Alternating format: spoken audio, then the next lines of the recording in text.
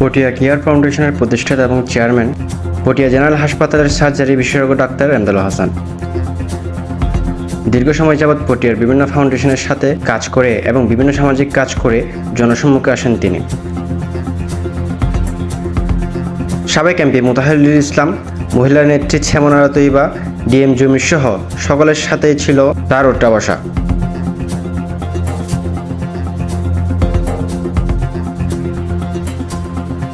আওয়ামী লীগের নেতাকর্মীদের সাথে বিভিন্ন সাক্ষাৎ এই ছবি ওনার নিজের আইডি এবং ফেসবুক পেজে শেয়ার করে হয়েছেন আওয়ামী লীগের অতি আপনজনদের মধ্যে একজন, যাদের সহযোগিতায় হয়েছেন পটিয়া উপজেলার ভাইস চেয়ারম্যানও।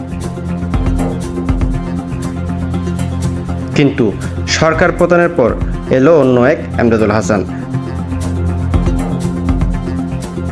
দেখা গেল ডাকসুর সাবেক ভিপি নুরুল হক নূরের সাথে মিষ্টি মুখে।